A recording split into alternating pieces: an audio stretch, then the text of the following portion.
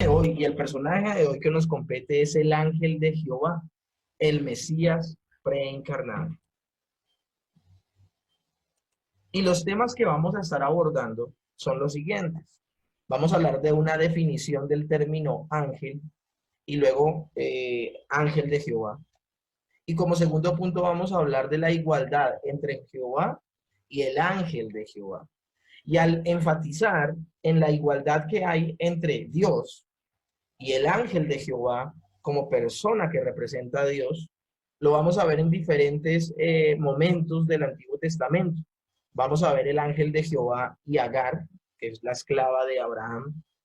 Vamos a ver el ángel de Jehová y Abraham, precisamente. Vamos a ver el ángel de Jehová y Jacob, el ángel de Jehová y Moisés, el ángel de Jehová y Gedeón, y el ángel de Jehová y los padres de Sansón. Es donde podemos ver abiertamente este personaje del ángel de Jehová, donde las escrituras ampliamente hablan de que el ángel de Jehová es Dios. Por eso escogimos estos pasajes.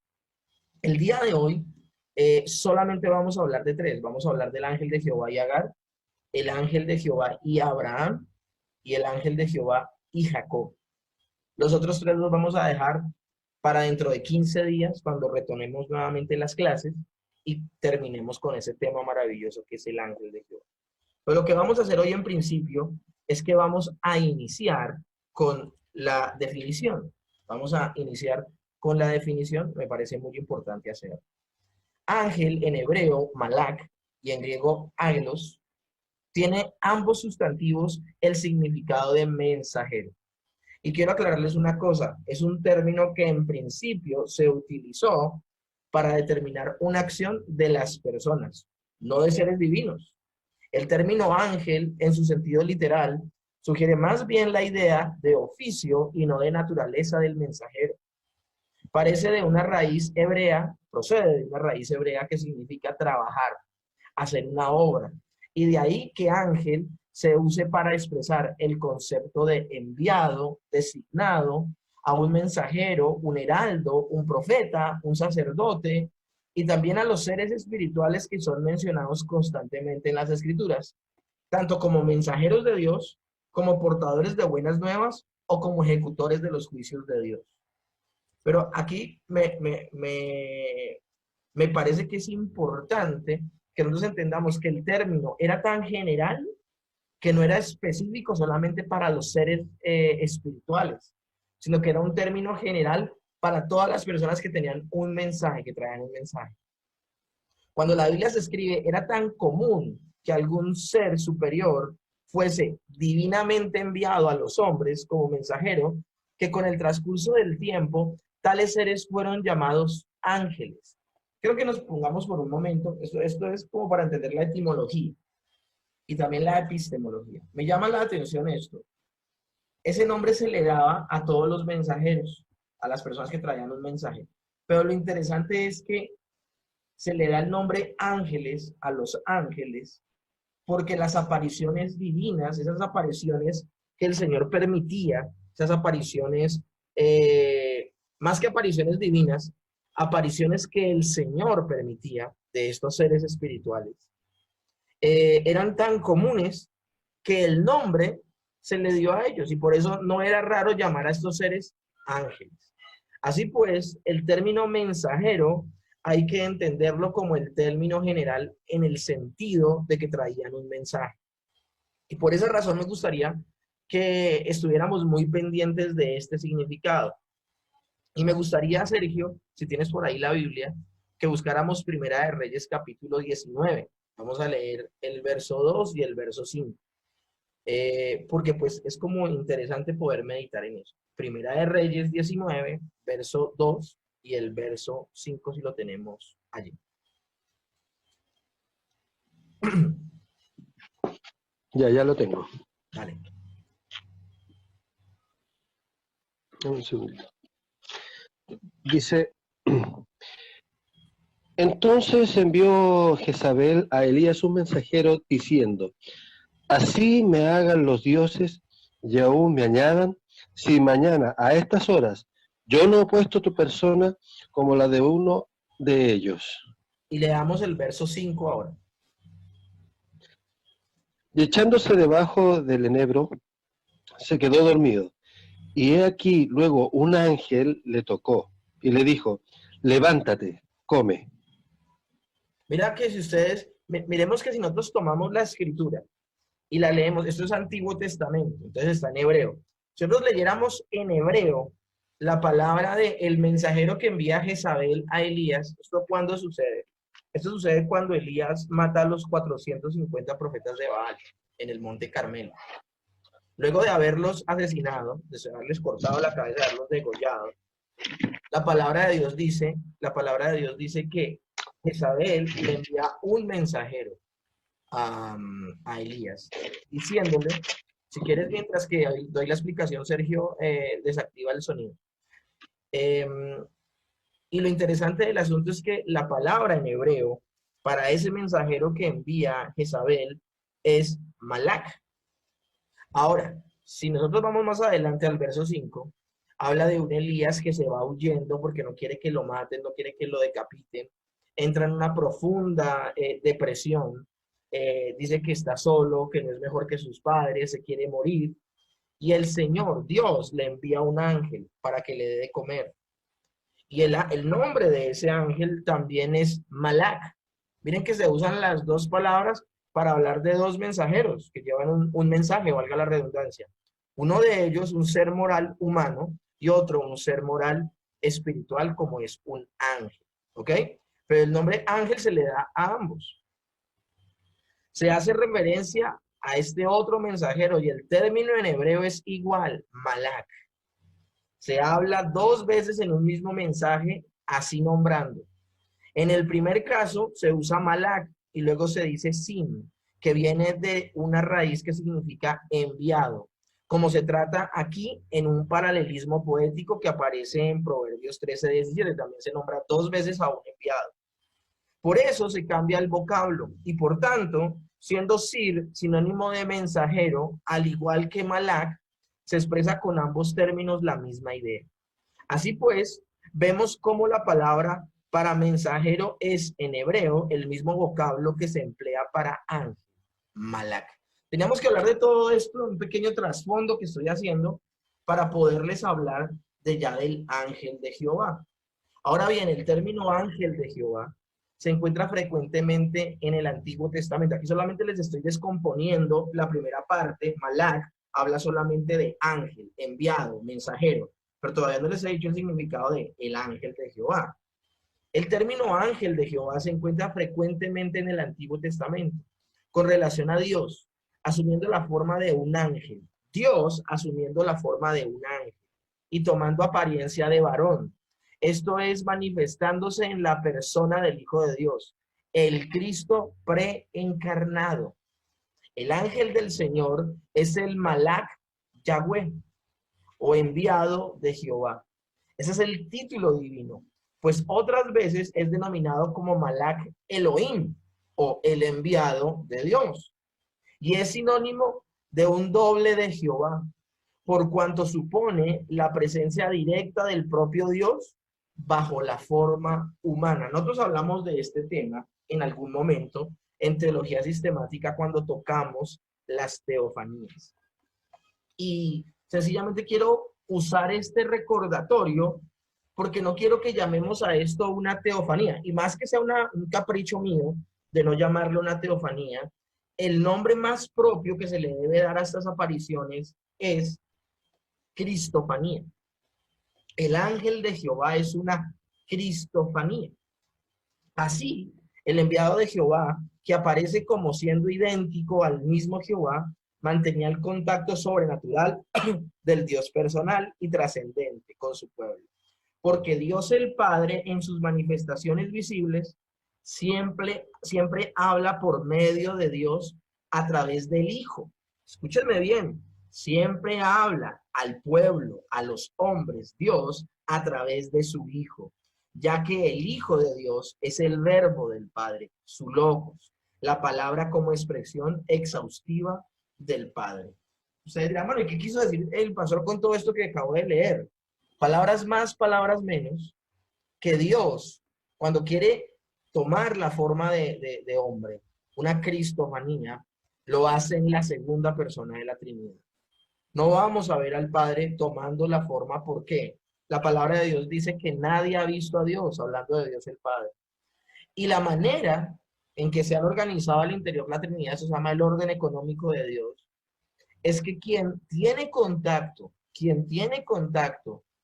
el que habla, quien es el que verbaliza, quien es el verbo hecho carne, es el Hijo. Es el Hijo, el mensaje lo envía el Señor, el mensaje lo envía Dios, pero quien tiene contacto con la humanidad siempre ha sido la segunda persona de la Trinidad. Por eso siempre hablamos de el ángel de Jehová. Ahora, el ángel de Jehová apareciendo algunas veces como un ángel o aún como un hombre, lleva las marcas de Dios y posee sus atributos, porque no es otro que el Señor Jesucristo mismo. Ahora, esto no es que nosotros lleguemos a, eso tengo que aclararlo, porque vuelvo y le repito, uno podría abusar de este método de la tipología y empezar a ver tipología donde no la hay. De hecho, estudiando, yo caí en cuenta de que yo pensaba que había escenas donde de quien se hablaba era de Jesús en el Antiguo Testamento y resulta que no. ¿Y por qué les nombro esto? Porque todos los textos que vamos a tocar hoy van a tener una propiedad, y es que los textos mismos nos van a enfatizar que se está hablando es de Dios, que se está hablando es de Dios. Y aunque se habla del ángel de Jehová, siempre se va a hablar de ese ángel de Jehová como Dios mismo. Por eso es importante que lo tengamos en cuenta. No es algún ser distintivo de la persona de Dios. Filón de Alejandría, estamos hablando del primer, segundo siglo, ya opinaba que ese ángel de Jehová era el verbo de Dios, el Hijo de Dios, la segunda persona de la Trinidad que gobernaba el mundo. Algunos santos padres y teólogos han visto también a él y a la segunda persona de la Trinidad como una misma persona. Y lo tremendo del asunto es que también se han levantado personas diciendo que sencillamente habla de un ángel, pero estas posiciones de que el ángel de Jehová es sencillamente un ángel más, carecen de peso, carecen de seriedad, porque el mismo texto escritural, en muchas oportunidades, podría decir en todas las oportunidades donde se habla del ángel de Jehová, se le atribuye a ese ser atributos que solo tiene Dios. Y por eso la conclusión correcta, teológicamente hablando y exegéticamente hablando, es que el ángel de Jehová es Dios. El ángel de Jehová aparece claramente identificado como Jehová mismo en cada texto de los que vamos a leer a continuación. Por lo tanto, ¿a qué otra conclusión podemos llegar sino que es Dios mismo? Es así como en tantos otros ejemplos que hallamos en textos del Antiguo Testamento, se da una amplia indicación de que este mensajero era de hecho el propio Dios mostrándose visiblemente. La misma trascendencia de Dios se revela manifestándose sensiblemente en tales casos, y de esta manera se comunicaba personalmente con los hombres como el ángel de Jehová. Siempre se van a dar cuenta que el ángel de Jehová hablaba e interactuaba con seres humanos. Quien dada su relevante importancia era Cristo en su estado preencarnado. Ese es otro término que es muy importante. Hay gente que puede decir, Cristo en el Antiguo Testamento. Entonces se imaginan que es el mismo Jesús del Nuevo Testamento, pero apareciéndose en el Antiguo. No, por eso estamos hablando de un Cristo preencarnado. O sea, todavía no ha llegado el momento de la encarnación. No podemos sacar de contexto lo que estoy diciendo. Las cristofanías eran apariciones de la segunda persona de la Trinidad, mas no estoy diciendo que es Jesús en carne y hueso en el Antiguo Testamento, porque la encarnación tuvo un momento, que fue en el primer siglo cuando el Señor lo determinó, cuando los ángeles, cuando los reyes de Oriente vieron la estrella, cuando todo el mundo convulsionó en torno a Jerusalén y a Belén, porque iban a ser el Mesías. Fue algo tan trascendental que los pastores le adoraron, reyes de otras naciones lo adoraron. Vino muchas personas a reconocer que era el Señor. El mismo Dios le habló a Ana y a otro profeta ya muy anciano llamado Simeón. Y el Señor demostró, de hecho, luego que creció, preparó el camino con Juan el Bautista y luego le levantó un pueblo que lo siguió. Entonces no podemos hablar de que ¿Es el Señor Jesús en el Antiguo Testamento en carne y hueso? No, para nada. Es en su estado preencarnado, porque Él es el único miembro de la familia de la Trinidad que se presenta en forma corporal como varón. Y esto es importantísimo. Él es el único miembro de la familia de la Trinidad que se presenta en forma corporal como varón. Eso es lo importantísimo. Ese atributo solo lo tiene la segunda persona de la Trinidad. ¿Por qué? Ya se los he dicho, es el orden económico de Dios. Dios lo ha determinado de esa manera. Notemos las siguientes características o peculiaridades del ángel de Jehová que nos indican, nos dan una señal maravillosa de que está hablando de Dios. El ángel de Jehová revela la faz de Dios. Y me gustaría que buscáramos algunos textos, Sergio. Ayúdame con Génesis capítulo 32, verso 30. Si alguien más tiene Biblia, ayúdenme con Éxodo 23, 21. Y si tienen alguien más Biblia, Isaías 63, 9. Isaías 63, 9. Entonces, Sergio, si tienes Génesis 32, te agradecería. Sí, ya lo tengo. Un ¿Qué dice? segundito.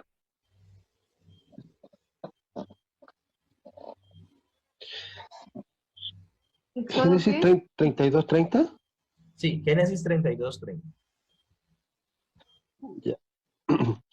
Y llamó Jacob el nombre de aquel lugar Peniel, porque dijo, vi a Dios cara a cara, y fue librada mi alma. De ese pasaje vamos a hablar hoy, nos vamos a centrar, porque uno de los personajes que vamos a ver hoy es Jacob, el ángel de Jehová y Jacob. Pero miren que todo el tiempo el pasaje está hablando del ángel de Jehová, del ángel de Jehová, del ángel de Jehová, pero en un momento dado, Jacob dice, porque he visto a Dios. Y esas son las características de estos pasajes, que los mismos pasajes nos van a decir que se está hablando desde Dios. Entonces, una característica es que el ángel de Jehová revela la faz de Dios, es decir, el rostro de Dios. Él vio a un hombre, él lo vio, y ese hombre que él vio es Dios. Segundo, en el ángel de Jehová está el nombre de Jehová. Me gustaría si alguien tiene Éxodo 23, 21 que me ayudara. Éxodo 23, 21.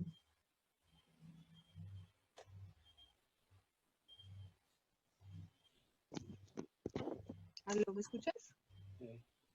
Dale, si quieres lee a ver y yo te digo si está bien el volumen. El ángel de Jehová enviado para guiar a Israel.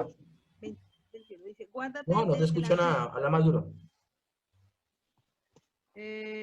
guárdate delante de él y oye su voz. No le seas rebelde, porque él no perdonará vuestra rebelión, porque mi nombre está en él. ¿Estás leyendo el verso 21? Sí. Vuélvelo a leer nuevamente. Guárdate delante de él y oye su voz. No le seas rebelde, porque él no perdonará vuestra rebelión, porque mi nombre está en él. Mira, eso es tan interesante, porque mi nombre está en él. Si algo Dios trata con celo, es su nombre. ¿Y por qué Dios trata con celo su nombre? Cuando la Biblia habla del nombre de Dios, no se está refiriendo a una etiqueta o a un apellido que se nombra, ni siquiera consiste en dar a conocer su grafía o una combinación de letras que se hacen audibles o legibles al nombrarlas o al verlas en un papel, sino que la palabra nombre, tal como se empleaba en el mundo hebreo y conforme al estilo semita, equivale a expresar la naturaleza y el carácter de la persona que lleva dicho nombre. Entonces, ¿por qué el Señor tiene tanto celo de su nombre? Tiene tanto celo de su nombre como en el pasaje que acaba de leer Connie. Lo tiene porque su nombre porta su naturaleza. Y quien tome en poco su nombre, toma en poco su naturaleza, representando a la persona misma que porta ese nombre.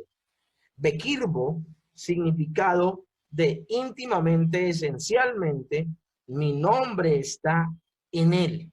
Por esa razón, cuando hablamos de que el ángel de Jehová está revelando el nombre de Jehová, es que al ver al ángel de Jehová, se está revelando características y atributos maravillosos de Dios mismo. Y tercero, otra singularidad, la presencia del ángel de Jehová equivale a la presencia divina de Dios. Éxodo 32, el 33 y Isaías 63 habla de que cuando Dios estaba presente, era tal el temor que tomaba a las personas que unas se quitaban los zapatos, otras se sentían indignas, otros ni querían ver, porque la presencia de Dios estaba allí. Entonces, cuando el ángel de Dios está en un lugar, primero que todo revela el rostro de Dios. Segundo, revela el nombre de Dios. Y tercero, revela la presencia de Dios. De todo ello se puede llegar a la conclusión de que el ángel de Jehová era una verdadera cristofanía o una aparición de Dios en la persona del Verbo encarnado. Qué pena que sea tan repetitivo, pero me gustaría que esto quedara muy claro el día de hoy. Y así entramos en nuestro primer personaje que tuvo este encuentro con el ángel de Jehová. Voy a pedirle a Sergio que tenga preparadito ahí Génesis 16, mientras estoy dando la explicación, y yo te digo cuando lo comencemos a leer.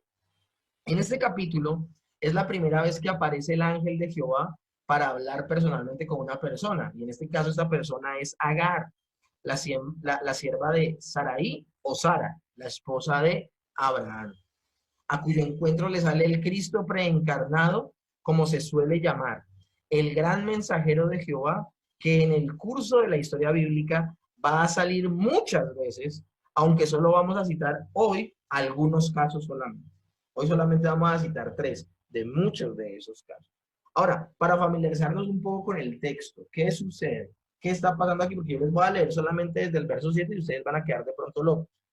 Sucede que luego de que Agar queda embarazada de Abraham por consentimiento de Sara, Sara al verse estéril le dice a Abraham, llégate a mi sierva. Y ella va a dar a luz en mi regazo. Y ese niño va a ser como mío. Y va a ser tu hijo y se va a poder cumplir la promesa de Dios de que se te va a levantar una descendencia. Esa es la única esperanza que tenemos. Ahí les faltó la fe a ellos. De hecho, la escritura, la Biblia, censura esta acción tanto de Abraham como de Sara. Y resulta que tienen así. Se llega Abraham a Agar, Agar queda embarazada, tiene un bebé, este bebé se llama Ismael y crece. El Señor muestra su desagrado frente a esto y les promete, que es otro pasaje que vamos a ver hoy con Abraham, que inmediatamente con Abraham vamos a ver cuando el Señor le promete a él que va a tener verdaderamente un hijo y al paso de un año ya va a tenerlo en sus brazos. Cuando nace Isaac, pues sencillamente Ismael pasa a un segundo plano. Pero lo que sucede es que Ismael, siendo mayor que Isaac, Ismael menosprecia a su hermano menor. Y también Agar menosprecia a Sara, la menosprecia. Y ya harta de esa situación, Sara le dice a Abraham, echa a la sierva y a su hijo. Abraham, teniendo sentimientos encontrados porque se está hablando desde su hijo, él ama a Ismael. El Señor dice, no, ¿qué te pasa, mujer? Yo tengo que responder, tengo una responsabilidad con ellos.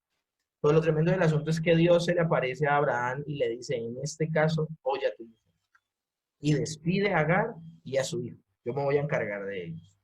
Y es allí donde resulta que Agar es despedida y sucede lo siguiente.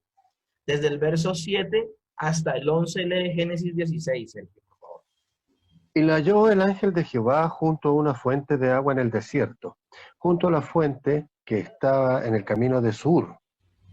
Y le dijo, Agar, sierva de Sarai, ¿de dónde vienes tú y a dónde vas? Y ella respondió, huyo de delante de Sarai, mi señora. Y le dijo el ángel de Jehová, vuélvete a tu señora y ponte sumisa bajo su mano. Y le dijo también el ángel de Jehová, multiplicaré tanto tu descendencia que no podrá ser contada a causa de la multitud. Además le dijo el ángel de Jehová, he aquí que has concebido y darás a luz un hijo, y llamarás su nombre Ismael, porque Jehová ha oído tu aflicción. Ok, y ahora léete el verso 13. Entonces llamó el nombre de Jehová que con ella hablaba. Tú eres Dios que ve, porque dijo, ¿no he visto también aquí al que me ve? Maravilloso, maravilloso. En lo que acaba de leer Sergio, en 4 oportunidades se nombra al ángel de Jehová.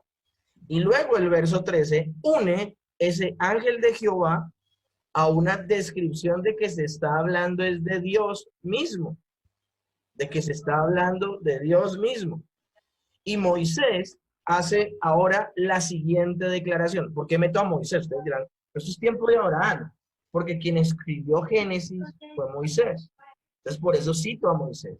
Moisés hace ahora la siguiente declaración cuando escribe los hechos que acontecieron.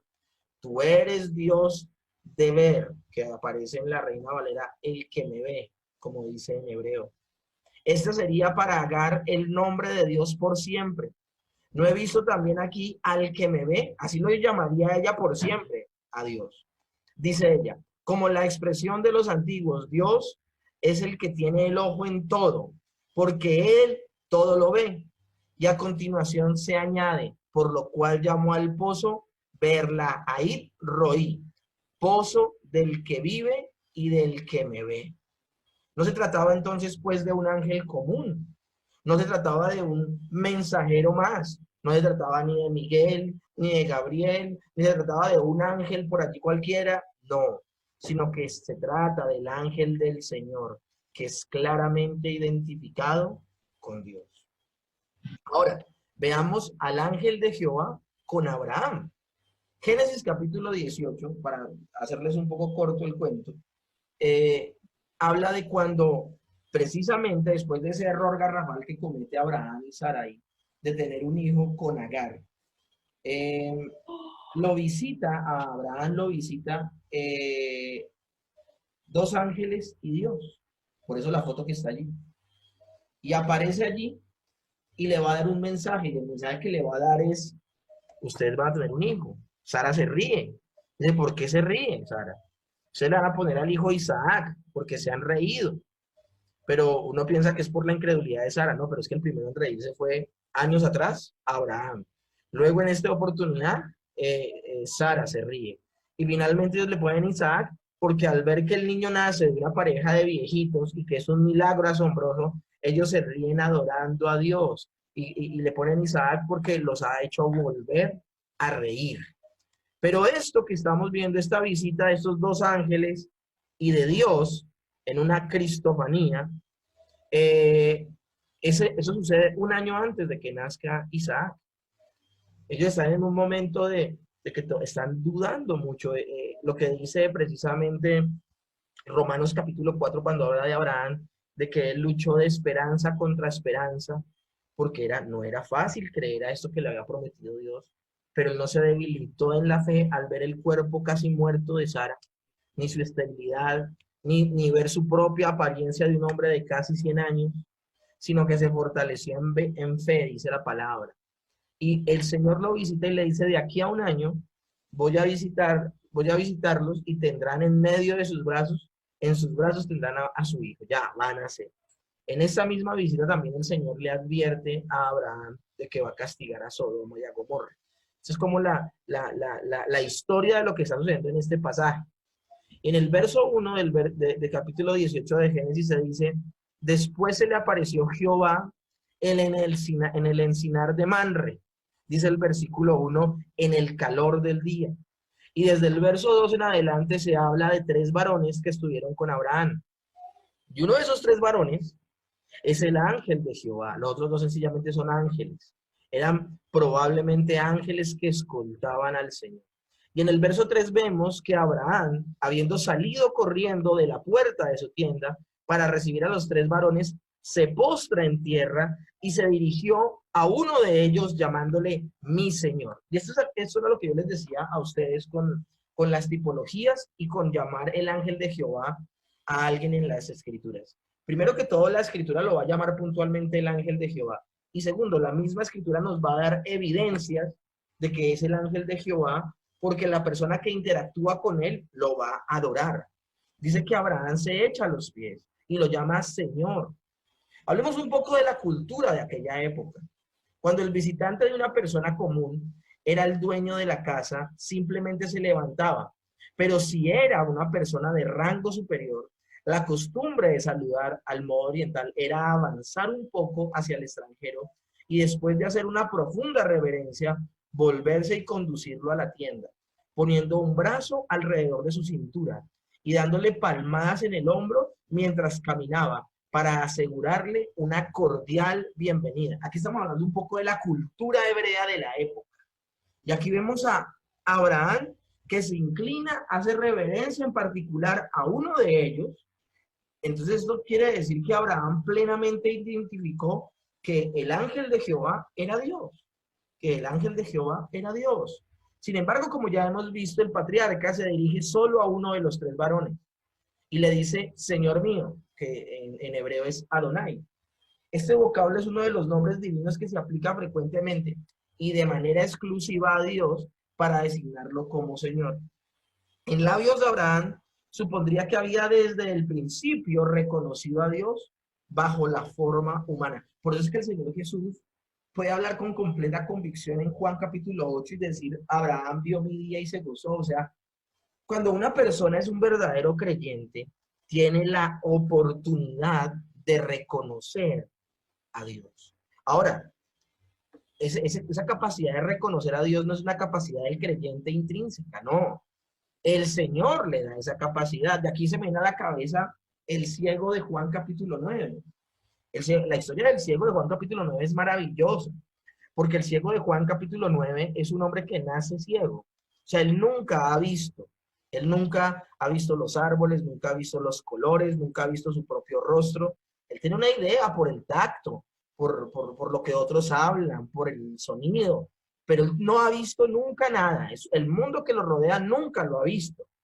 Y esto es increíble, porque el Señor le aplica barro en los ojos y le dice que se lave, y luego de lavarse, en un estanque precisamente se llama el enviado, luego de lavarse en ese estanque, vuelve mirando, vuelve viendo, pero Jesús ya se ha ido.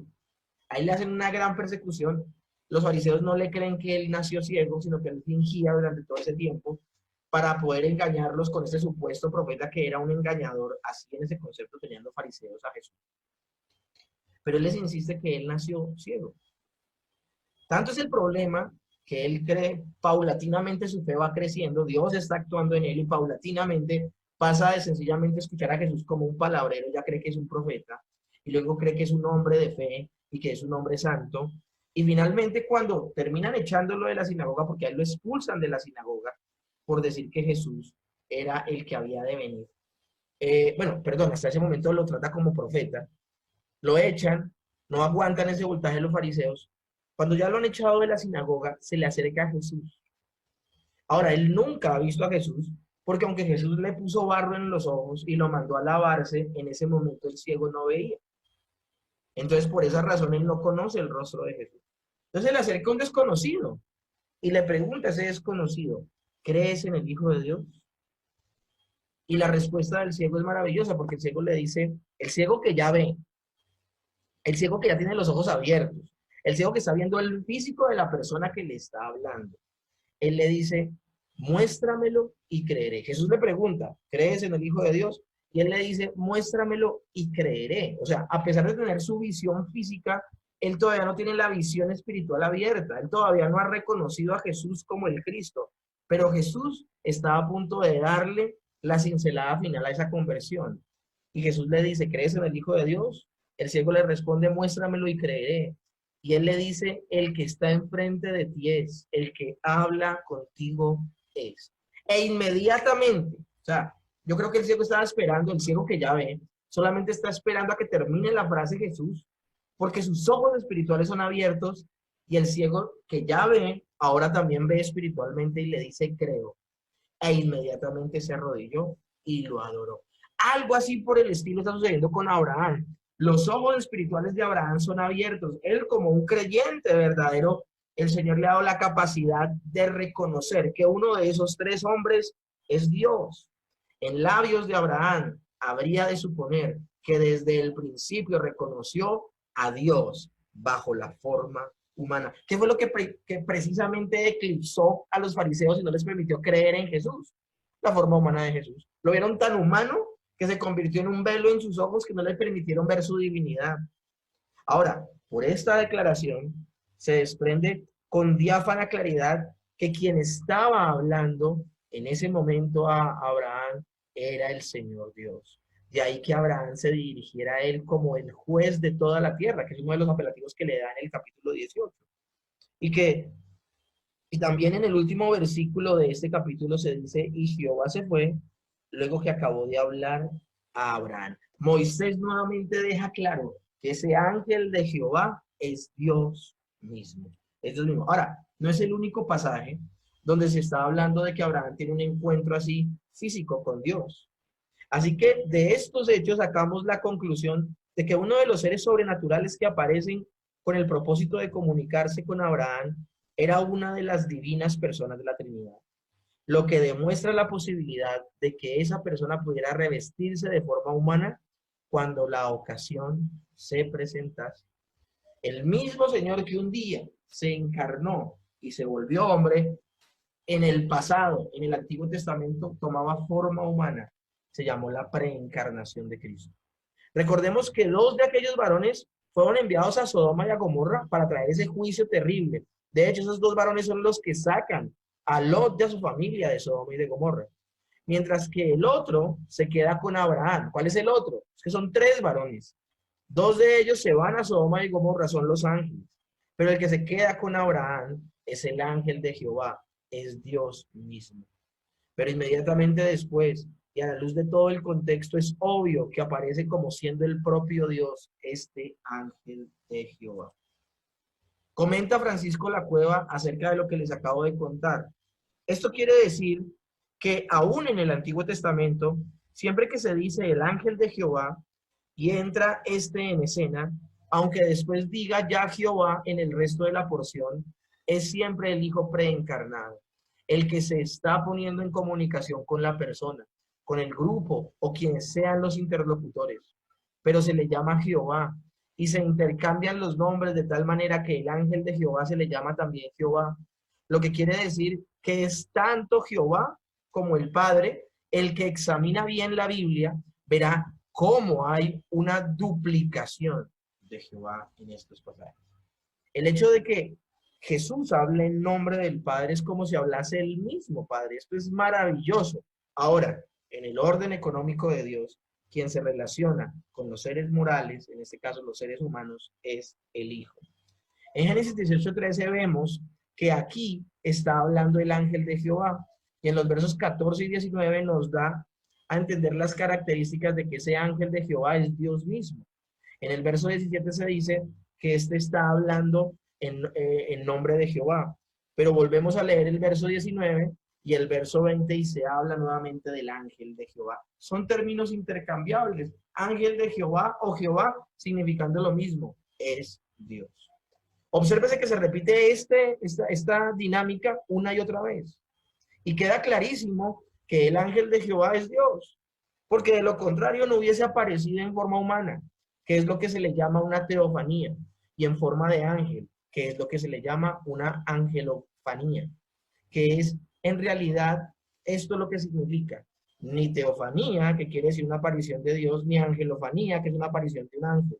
Pero cuando va con un artículo que se dice ángel de Jehová, no está hablando, escúchenme bien, ni de una teofanía, ni de una angelofanía, sino está hablando el ángel de Jehová como una cristofanía, el Mesías o el Cristo preencarnado, el Hijo de Dios que se iba a hacer hombre en tiempo futuro, en un día determinado. Esto es muy importante tenerlo en cuenta, que nosotros podamos identificar claramente los pasajes en que es Cristo preencarnado. Ahora, las demás apariciones, las demás teofanías, acá mismo lo está diciendo.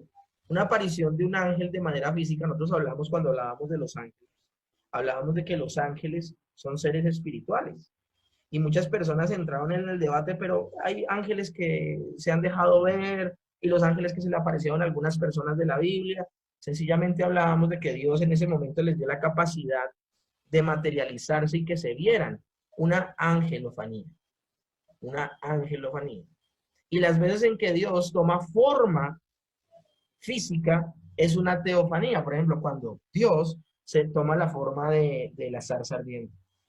o de la paloma, o de todo este tipo. Todas estas son teofanías.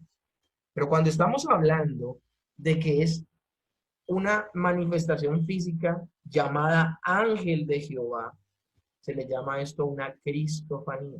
Maravilloso. Esto es maravilloso. Pero no solamente la única vez que se le aparece el ángel de Jehová a Abraham. En el ángel de Jehová vemos pues una cristofanía, como se les he dicho, y esto proyecta una clara luz exegética que permite una mejor comprensión del texto de Génesis 2, donde dice, entonces Jehová Dios formó al hombre del polvo de la tierra. Y aquí quiero hacer una aclaración, esto lo estudiaba y me pareció maravilloso, pero en este punto me gustaría profundizar un poco más, quiero estudiar un poco más acerca de esto. Se los voy a contar, pero quiero profundizar un poco más al respecto. Hay quienes admiten este pasaje de un modo literal, sugiriendo que el ser supremo invisible pudo asumir esa forma visible llamada teofanía mesiánica, sublime fenómeno que se repitió varias veces en el curso de la historia bíblica y que de acuerdo con las declaraciones del Nuevo Testamento tenemos toda la razón de atribuir a la persona del Verbo. Juan 1:18 dice, todas las cosas por él fueron hechas y sin él nada de lo que ha sido hecho fue hecho. Si en Génesis 2:7 dice, entonces Jehová Dios formó al hombre del polvo de la tierra, quiere decir que tomó el polvo, y para tomar el polvo se cree que tomó una forma humana, una forma de varón, y formó al hombre. Según esta interpretación del relato bíblico, que no tiene nada de inverosímil, la persona divina del Verbo intervino en el origen del hombre y llevó a cabo una creación especial directamente del polvo de la tierra, como lo dice Juan 1:3, Colosenses 1:16 o Hebreos 1:2. Me pareció maravilloso. Hasta que estudiaba esta clase, me enteré de esto. Yo tengo que ser lo suficientemente humilde para decírselos. No sabía esto. Veamos también Génesis 22. En Génesis 22 es cuando el Señor le pide a Abraham su hijo. Cuando le pide Dios a Abraham su hijo. En el verso 11 se dice, entonces el ángel de Jehová le dio voces desde el cielo. Quien detiene a Abraham para que no sacrifique a su hijo es el ángel de Jehová, y por eso la pintura que puse allí, que es tan maravillosa. Entonces Jehová le dio voces, el ángel de Jehová le dio voces desde el cielo. Pero en el verso 12 dice, este ángel se llama Dios. Asimismo, cuando le dice a Abraham, porque yo conozco que temes a Dios, por cuanto no me rehusaste a tu hijo. El ángel que está hablando con Abraham dice, yo conozco que temes a Dios. Hasta ahí uno podría decir, es un ángel común y corriente. Pero dice, por cuanto no me rehusaste, en posesivo personal, no me rehusaste a tu hijo. ¿Quién fue el que demandó el hijo? Fue Dios. Un ángel, si no fuera el ángel de Jehová, no hablaría de esa manera. Ya pasando de personaje, que es uno de los personajes favoritos de este tema para mí, es el ángel de Jehová y Jacob. Génesis 32. Hace poco ahorita me hacía una pregunta Sergio al comenzar la clase sobre los pactos. Y uno de los ejemplos que yo le puse a él fue cómo las personas sacan textos de su contexto para poder justificar, dar plata para mover la mano de Dios. Y uno de esos textos es cuando Jacob, estando en Betel, le dice a Dios, si tú me acompañas en este viaje, él está a punto de ir donde Labán, el hermano de su madre Rebeca, está a punto de irse para allá. Y él no sabe con qué se va a encontrar, él no conoce a esos familiares, él hasta ahora va allí, él está huyendo de su hermano. Le dice a Dios, Señor, si tú vas conmigo en este viaje, daré el diezmo de todo lo que gane. Y hay gente que se toma de ese pasaje para hacer pacto. Y dice, está en la Biblia y eso lo dice. Pero si uno ve el contexto, y uno ve quién es Jacob en ese momento, hay gente que ve a Betel como un lugar maravilloso y todo ese tipo de cosas. Pero el pacto que hace ahí Jacob con Dios es un pacto que no tiene sustento escritural en absoluto. O sea, aparece allí como una demostración de la insensatez de Jacob. Un pacto que el Señor no le pidió hacer, un pacto que el Señor no le estaba demandando hacerlo, y un pacto que definitivamente no estaba Dios en el asunto, porque nunca la Escritura va a respaldar el hecho de que tú des dinero para que la mano de Dios se mueva. El verdadero momento, ahora, nosotros vemos a un Jacob que durante todo ese tiempo también es presa de engaño y engaña. sea, no vemos cambios significativos en la vida de Jacob. No vemos cambios significativos en la vida de Jacob. De hecho, encuentra gente que lo engaña tanto como él ha engañado. Se encuentra con un Labán, se encuentra con una Raquel, que a veces a Raquel la idealizamos, pero Raquel fue una persona que adoraba todavía a dioses y bueno, una serie de cosas bien difíciles. Entonces vemos a un Jacob, de hecho, cuando Jacob huye de su suegro Labán, vemos a un Jacob que todavía es débil, que todavía no confía en Dios, que le teme a su hermano porque su hermano busca para matarlo. ¿Por qué? Porque le engañó 2 veces. Le compró la primogenitura y luego se vistió de él. Vemos a un Jacob que entra en un desespero absoluto. Y el capítulo 32 de Génesis encontramos a un Jacob en otro monte. Ya no es en un lugar llamado Betel, sino en un monte llamado Peniel. Y en ese monte, él va a experimentar lo que no ha experimentado durante toda su vida, y es que se va a encontrar con Dios. Y al encontrarse con Dios, su vida va a cambiar. Su vida va a cambiar. Ahora, ese encuentro yo no quiero que lo igualemos de alguna manera con el encuentro de Abraham. Dios desde Génesis capítulo 12 le ha hablado a Abraham. Vete de tu tierra y de tu parentela, a la tierra que te mostraré, que haré de ti una nación grande y te bendeciré. Desde ese momento Abraham tiene comunión con Dios. Y vemos un Abraham que está cambiando, un Abraham que Dios le cambia el nombre de Abraham a Abraham y de Sarai a Sara. Pero este no es el caso de Jacob. Jacob hace votos y hace pactos en Betel, pero todo el tiempo de ahí, hasta que se encuentra en Peniel, que pasan décadas, pasan hartos años, este hombre sigue siendo un engañador, sigue siendo un hombre que no ha sido transformado por Dios, porque él sabe del Dios de sus padres, pero todavía en ese momento el Dios de sus padres no es su Dios. Es en Peniel donde él lucha con el ángel de Jehová, y en esa lucha es transformada su alma. Ahora el ángel de Jehová ante a Jacob para luchar con él. Y este varón misterioso, que es Dios, como lo dice claramente en el texto, es el Mesías en su estado preencarnado. Él está luchando con Jacob. Se trata, por tanto, del Verbo eterno, una personificación visible del Hijo Divino, del ángel del pacto. Y evidentemente se libró una lucha física. Aquí en el libro de texto que yo uso para estas clases dice que es una lucha cuerpo a cuerpo, que yo ahorita se las voy a explicar un poco mejor, en la cual la derrota de Jacob se convirtió en su gloria. Porque sublime paradoja, siendo vencido por Dios, se vence a Dios. Y acá yo quiero hablarles un poco, la foto la puse por lo que iba a leer, más no porque esté de acuerdo con la foto. Yo no estoy muy de acuerdo con que la batalla entre Jacob y el ángel de Jehová haya sido una batalla cuerpo a cuerpo. Y aunque el combate se prolonga y al rayar el alba le suplica a Jacob de que no se vaya hasta que lo bendiga, muchas veces tenemos una idea de este conflicto así como está en la foto, de igual a igual peleando. Pero a mí la información que me arroja el texto me deja ver que no debe haber sido así. Dice la Biblia que al rayar el alba ya se quiere ir el ángel de Jehová y este no lo deja ir. Dice que el ángel de Jehová le toca, no le golpea, no le pegó durísimo, dice que le toca la cadera y se la descoyuntó. Y desde ese día Jacob empezó a caminar cojo, o sea, empezó a caminar distinto. Después de ese día él caminó distinto toda la vida. Lo tremendo del asunto es que lo toca y le descoyunta la cadera. Entonces estamos hablando aquí de fuerza. Estamos hablando aquí de que la misma fuerza del ángel de Dios, que es Dios, la tiene Jacob. No, entonces la lucha debe haber sido distinta. Yo tengo una foto aquí más adelante, y ahorita me devuelvo. Miren esta foto. Esta foto me parece un poco mejor.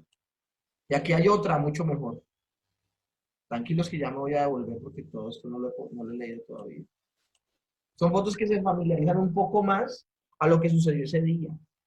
Y si el Señor se quiere ir y Jacob dice que no lo suelta, no le está diciendo no te dejo ir, no te suelto hasta que me bendigas.